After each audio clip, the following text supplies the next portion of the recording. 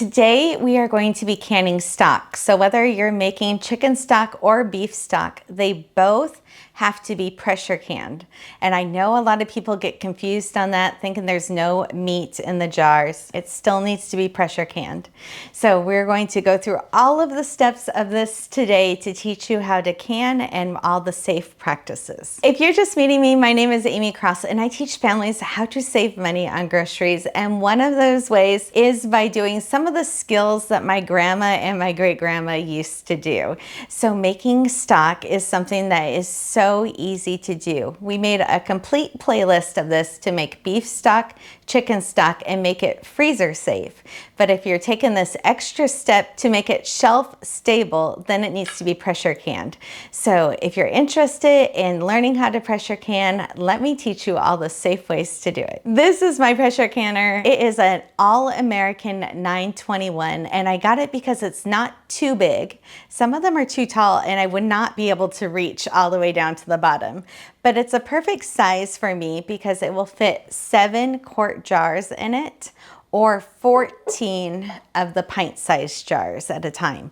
So I really don't want to prepare more food than that at one time either. With this pressure canner, I chose to get an All-American because I feel like they are the safest. There are a couple other options that are cheaper that I'm not even going to link because I worry about the tops blowing. They don't have locking lugs that keep the top on, and the whole point of pressure canning is to build pressure in your canner, and there has been times when these lids have blown into the ceiling. So you don't want that to happen, and I think it's the best thing to save up and get an All-American canner. I also love that they have the 2 different types of gauges on it. So there's the dial gauge that you have to kind of sit and watch and not get distracted. And then there's also this weighted gauge. When you put this on and it's building the pressure, it will jiggle and it will make a noise, and you will know if it's jiggling too hard that you need to turn the heat down so you don't dry out your canner. So I love that it has both of these. It's also important where you are based on sea level and your elevation, which weight that you go by. So for us, I go by the 10 weighted gauge. In the description of this video, we're going to make sure that we have the link to help you decide what gauge you're supposed to have for your elevation. It's really important to look that up. If you don't know how to look it up, just Google your city name or zip code and elevation and it will pop right up. And then these 2 books I swear by. We're going to list my 2 favorite books to make sure that you have in your library whatever the latest issues are of the ball canning book, and then the USDA book also. So those are my Amazon storefront. We'll make sure it's in the list of description items too that you can click on. But these are so important to get the most up-to-date canning practices. The nice thing about pressure canning is you don't have to sterilize the jars beforehand. So you don't have to worry about having that pot of water boiling to sterilize the jars like you do in water bath canning. You can just put them under hot water in your sink or let them soak in hot water in your sink as you're preparing. But you always have hot jars and hot items going into the jar that's going to go into the canner when you go to can. So I just have them in warm water here, and then as I move one of these jars, that one will go down. And then the other thing that you're really going to need is a jar lifter. This will be cool when you're putting things in so you can lift it in, but you need a jar lifter to be able to lift the jars back out of the canner afterwards. So make sure that you get those. These are also listed in my Amazon storefront that's listed in the description. Okay, this is the rack that goes in the bottom of your pressure canner. And then I have a water line about right here that I'm going to fill it up. This is different than water bath canning where the water has to go over the jars. This is pressure canning, so the water goes to a certain line on your certain canner. So make sure you know where that line is. And I'm just going to add water.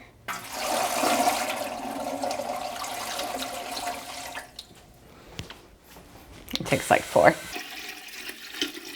This is why I don't label jars anymore. So I only use a Sharpie.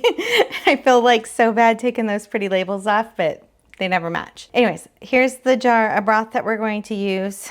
A funnel is really nice so you don't drip it everywhere. And then I'm going to use a measuring cup to transfer it. And then in this bowl, I have vinegar, and here's the paper towel.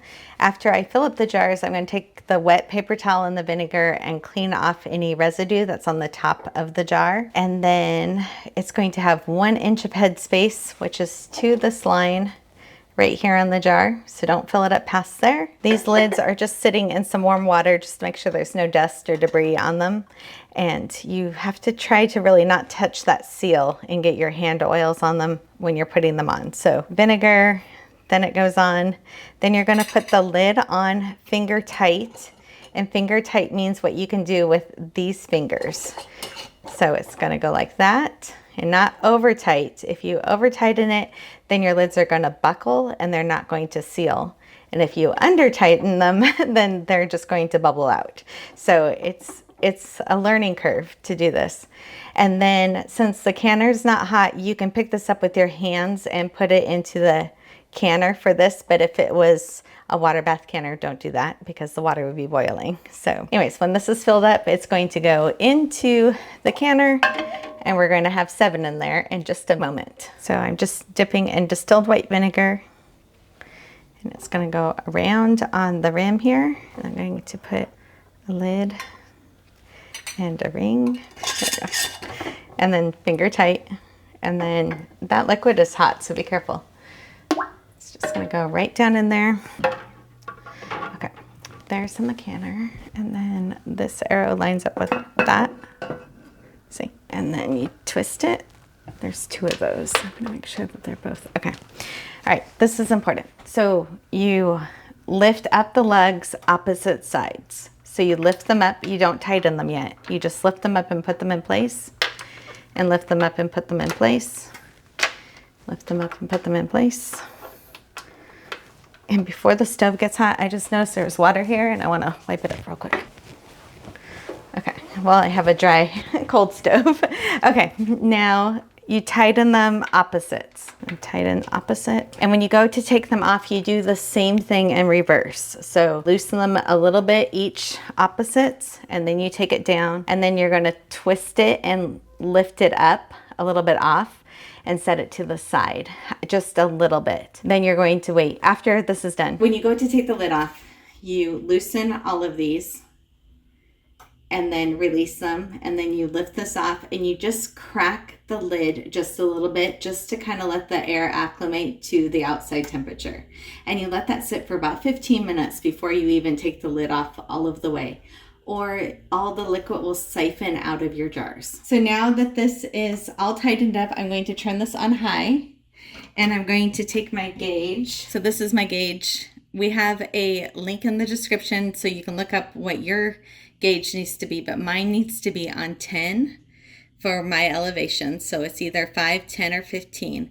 And you take that 10 and you put it right here on the canner. And then we're waiting for it to get to 10 pounds of pressure. So it's going to go from here up to the 10 pounds of pressure before we even turn on the timer. Once this gets up where the gauge says 10, and this will be like jiggling a little bit.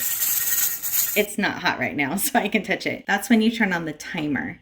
So you want to make sure it stays right at that 10 and it doesn't go too high above that. You don't want it to go above 15. Like, try to keep it in the 9 to 11 range. And sometimes that means that you're going to have to adjust your heat higher and lower. So you never ever leave the kitchen when your canner is in the pressure mode. So once it starts boiling and it gets up to 10, that is when you turn the timer on. For quarts, it's for 25 minutes. So it needs to be 25 minutes at this 10 level and not hotter than that. And you let it cook that entire time. And then when the timer goes off, then you turn the heat off, but don't touch the lid. Don't touch anything else. See how the timer, or how it's almost down to 1 here after it's been cooking? So it's been cooking, you turn the timer off, and then it takes about half an hour to 45 minutes for that gauge to drop back down. So you want to make sure that goes all the way back down to 0 before you do anything to the pot. And then when it's completely at 0, then I will take a towel and I will grab the gauge so it's not going to burn my hand, or an oven mitt. I can't grab it with the oven mitt. I've tried and I can't do it. So I use a towel, double fold it, and then I will just lift it up for like a second and pop it back down and just wait like a minute, and then I lift it up for a second again, and then I pop it back down until there is no pressure coming out of the pot at all. Again, if you have the pressure changed too quickly, it will cause siphoning. Everything will come out of your jars. That happens, then you're going to remove the lid and just prop it for like 15 minutes. Then I take the lid off afterwards. And then when I go to remove the jars, I take the jar lifter and I put it in the pot and I kind of screw down all of the rings again because they loosen up during this process. So before I go to lift it out of the water, I will take the jar lifter and twist it to tighten them and make sure that they're a little bit tighter before I lift them out of the jar and set them on the towel. And then they stay on the towel for 24 hours. And then the next day is when you wash them off and put the names on them. Okay, this is 24 hours after I canned these items. And I just kind of wanted to walk through the rest of the process and something I forgot. So I got excited last night when I was canning and a friend came over and I forgot to put the vinegar in the canner water. So normally after you wipe the rims with the vinegar water, I take that extra vinegar that's in the bowl and I dump it in my canner, and then you don't get this mineralization on the top of your jars like this showed up. So when you forget to put the vinegar in the canner, this is what it looks like with kind of the white at the top, which we're going to wash them off anyways, but it just makes your life a lot easier. When you are wiping those rims and you get all done, you just take that extra vinegar and you throw it in the canning pot. So that being said, I wanted to talk about this a little bit. The next day after they're cool, I remove the ring, and that way you don't get any false seals in your cabinet, in your pantry. So what a false seal is if it didn't really seal all of the way and then something changed, either something was growing in your jar or there was a temperature change, it didn't seal all the way, and this ring can cause a false seal where it can lift up a little bit and then go back down when the temperature changes and reseal again. But you don't know if it was off for a couple seconds or a couple months. So you want to make sure that you always store it without the rings on. I don't care what your mom did. It's what the safest practice is to store it without the ring. So the lid should be on there completely. You should be able to hold it up by the lid and it not come off. That way you know that you have something that is safe in your jar.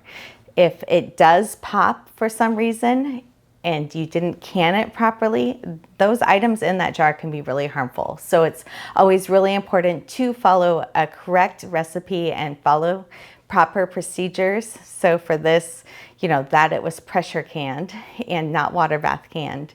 And that way you know that your family's going to be safe eating any of the items that you put on your shelves. So at the top of these jars, you can see a little bit of the fat is separating and it's going to the top. If you don't like seeing the fat at the top of your jars, there is an easy way to remove it, but it adds an extra step. When you are straining the broth, and I normally do it 2 times through 2 different sieves, then you're going to take that broth and put it in the refrigerator, and then you can easily take the hardened fat off the top of it.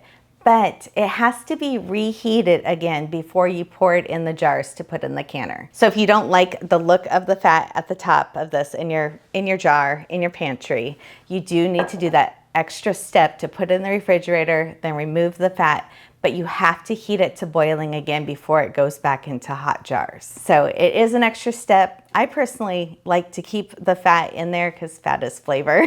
So I like to keep it in the jar and I don't do that extra step. And then make sure that you always wash your jars. There will be a little bit of siphoning that happens when they are cooling down. It's just part of the process. And normally you will only lose like a little tiny bit, but it comes out on the outside of the jar. You want to either take a non-toxic like all-purpose spray or dish soap and a dishcloth and wipe off all the jars, and then make sure you label what they are and the month and the year that you made them. And then these will stay on your shelf for at least 3 years. So I normally have to make stock about every 3 months because we go through it so often, but these will stay on your shelf if you've pressure canned them correctly for about 3 years. And I've probably said it at least 3 times in this video, make sure that you pressure can any kind of meat stock. So it can't go in a water bath, it has to go into a pressure canner. If you're interested in the links of the ones that I have or more resources, make sure that you check out the description. And I know I've said check the description so many times in this, but there's recipes and blog links and other videos that are all listed in that description. That's so important. So make sure you are checking that out. I know that we have already filmed pressure canning green beans, and there's going to be more pressure canning videos coming. And if pressure canning is too much for you, we also have water bath canning, which is normally where you start with the whole canning process. So thank you for following today. If there's some kind of video that you're interested in seeing, make sure to comment that, because we spend a lot of time trying to reply to all of the comments, and we want to know what you're interested in learning how to do next.